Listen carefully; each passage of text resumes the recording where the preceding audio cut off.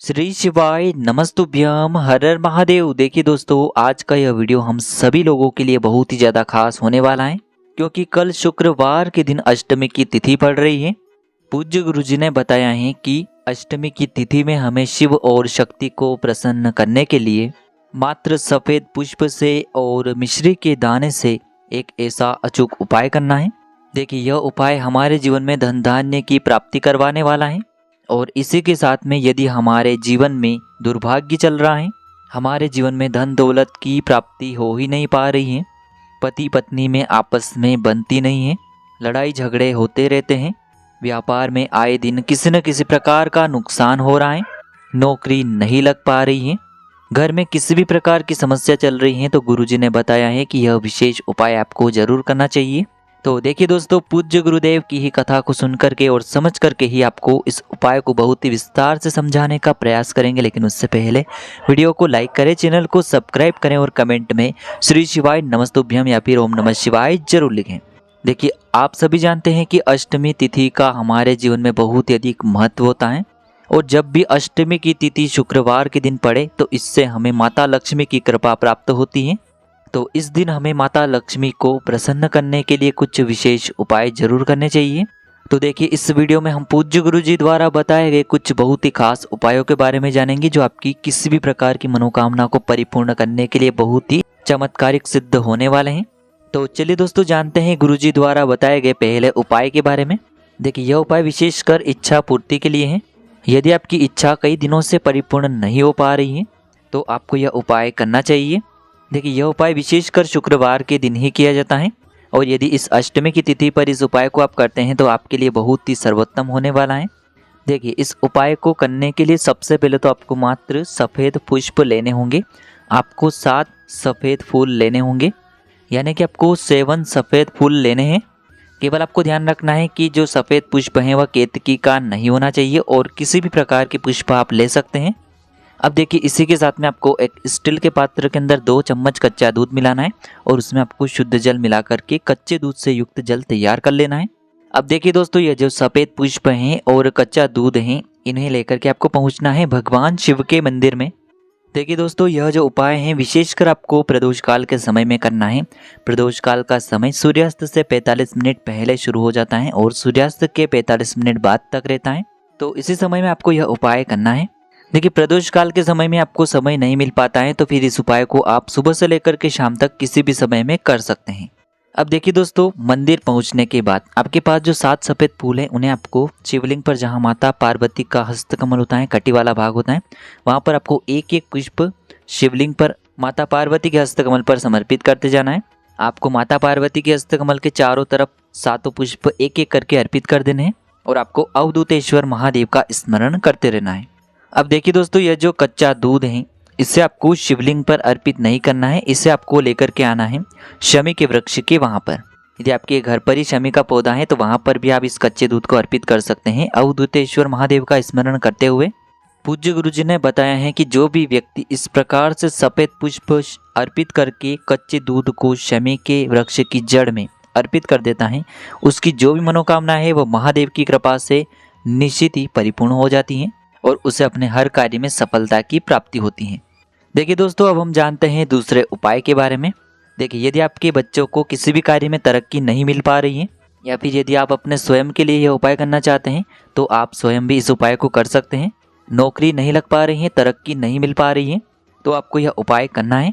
देखिए, इस उपाय को करने के लिए सबसे पहले तो आपको एक स्टील की कटोरी लेना है, और इस स्टील की कटोरी के अंदर आपको 2 चम्मच कच्चा दूध डालना है, और फिर इसमें आपको शुद्ध जल मिला देना है। इसी के साथ में आपको 2 दीपक लेने होंगे। देखिए, यदि आपकी तरक्की नहीं हो पा रही है, आपको तरक्की चाहिए, या फिर यदि आप अपने बच्चों के लिए इस उपाय को कर रहे हैं तो माताएं भी बच्चों के लिए यह उपाय कर सकती हैं। देखिए, आपने जो 2 दीपक लिए हैं उसमें एक दीपक के अंदर तो आपको शुद्ध घी भरना होगा, और एक दीपक के अंदर आपको तेल भरना होगा। यानी कि दोनों दीपक में एक दीपक घी का होना चाहिए, एक दीपक तेल का होना चाहिए। देखिए, यह उपाय विशेषकर प्रदोष काल के समय में ही आपको करना है। तो आपको प्रदोष काल के समय में इन दोनों दीपक को और कच्चे दूध को लेकर के पहुंच जाना है बेलपत्र के वृक्ष के वहां पर। देखिए, बेलपत्र के वृक्ष के वहां पर जाना है, और उत्तर दिशा की तरफ आपको अपना मुख रखना है। अब देखिए, सबसे पहले तो आपको अपने हाथ में स्टील की कटोरी के अंदर जो आप कच्चा दूध लेकर के आए हैं उसे रखना है और आपकी बच्चों की तरक्की के लिए, उनकी सफलता के लिए आपको प्रार्थना करनी है कि उसे अपने कार्य में तरक्की प्राप्त हो, सफलता की प्राप्ति हो। ऐसे आपको प्रार्थना करनी है महादेव से। इसी के साथ यदि आप अपने खुद की तरक्की के लिए, खुद की सफलता के लिए उपाय कर रहे हैं तो आपको अपनी ही सफलता के लिए महादेव से प्रार्थना करनी है। और यह जो कच्चा दूध है इसे आपको बेलपत्र के वृक्ष की जड़ में अर्पित करना होगा। तो ये जो पूरा कच्चे दूध से युक्त जल है इसे आपको बेलपत्र की वृक्ष की जड़ में अर्पित कर देना है। अब देखिए, आप जो 2 दीपक लेकर आए हैं जिसमें आपने एक में शुद्ध घी भरा है, एक में आपने तेल का प्रयोग किया है। देखिए, आप जो 2 दीपक लेकर के आए हैं उनमें से जो घी वाला दीपक है उसे आपको अपने सीधे तरफ प्रज्वलित करना है बेलपत्र के वृक्ष के वहाँ पर, और आपके उल्टे हाथ की तरफ आपको तेल का दीपक प्रज्वलित करना है। और इसके बाद आपको ओम नमः शिवाय इस मंत्र का 108 बार वहीं पर जाप कर लेना है, या फिर आप श्री शिवाय नमस्तुभ्यम इस मंत्र का भी जाप कर सकते हैं। आपको अपनी नौकरी में तरक्की प्राप्त हो, अपने कार्यों में सफलता की प्राप्ति हो, ऐसी आपको कामना करनी है। और ये सुंदर सा उपाय आपको इस शुक्रवार की अष्टमी की तिथि पर कर लेना है। देखिए दोस्तों, अब हम जान लेते हैं गुरुजी द्वारा बताए गए तीसरे विशेष और अंतिम उपाय के बारे में। देखिए दोस्तों, यह उपाय विशेषकर उन लोगों को करना है जिनके जीवन में, जिनके परिवार में किसी भी सदस्य को रोग हो, बहुत ज़्यादा पुराना रोग हो। यदि आपके घर के बच्चों में रोग हैं या फिर बुजुर्गों में किसी भी प्रकार का रोग है तो आपको विशेषकर रोग मुक्ति के लिए यह उपाय करना है। बहुत ही आसान सा उपाय है। अवधूतेश्वर महादेव का आपको यह उपाय करना है। देखिए, यदि आपके घर में किसी भी व्यक्ति को कोई भी रोग नहीं है तब भी आपको यह उपाय करना चाहिए, ताकि आपके घर में कोई रोग प्रवेश करने वाला भी हो तो वह रोग आपके जीवन में न आए। देखिए, यह उपाय विशेषकर आपको शुक्रवार के दिन करना है, क्योंकि शुक्रवार का दिन भगवान शुक्र को समर्पित होता है। और यदि आपका शुक्र ग्रह मजबूत होता है तो आपके जीवन में सुख, शांति और वैभव की प्राप्ति होती है। देखिए दोस्तों, इस उपाय को करने के लिए मात्र आपको 1 लोटा शुद्ध जल लेना है स्टील के पात्र के अंदर, और उसमें आपको मात्र 2 चम्मच कच्चा दूध मिलाना है। कच्चे दूध से तो आपको जल तैयार कर लेना है और इस लोटे को सीधे लेकर के आपको पहुंचना है शमी के वृक्ष के वहां पर। यदि आपके घर में ही शमी का पौधा है तो वहां पर आपको इस जल को लेकर के पहुंचना है, और आपके घर के आसपास शमी का वृक्ष है तो वहां पर लेकर के पहुंचना है। अब देखिए, इस कच्चे दूध से युक्त जल को आपको शमी के वृक्ष में धीरे धीरे अर्पित कर देना है, अवधूतेश्वर महादेव का मन में स्मरण करते हुए। देखिए, यदि आपको रोग है तो आपको यह उपाय करना है, या फिर आपके घर के किसी भी सदस्य को रोग है तो उससे आपको यह उपाय करवाना है। और यदि वह उपाय नहीं कर सकता है तो उनके लिए आपको यह उपाय करना है। आपको उस व्यक्ति का स्मरण करना है कि यह जो मेरा बच्चा है, यह मेरे पति हैं, या फिर घर का यह जो सदस्य हैं, इसकी यह जो बीमारी है यह सभी समाप्त हो जाएं। इस प्रकार से मन में कामना करते हुए अवधूतेश्वर महादेव का स्मरण करते हुए यह जो जल है इसे आपको शमी के वृक्ष में अर्पित कर देना है। ध्यान रखिए, यह जो कच्चे दूध से युक्त जल आप अर्पित करेंगे तो इसे आपको सूर्यास्त से पहले ही अर्पित करना होगा। देखिए, पूज्य गुरुजी ने इस उपाय के लिए बताया है कि इस उपाय को आपको मात्र 5 शुक्रवार लगातार कर लेना है। आपके जीवन में या फिर आपके परिवार के किसी भी सदस्य के शरीर में जो भी भारी से भारी रोग हैं वह निश्चित ही समाप्त हो जाएगा और उसे अपने रोगों में आराम मिलेगा।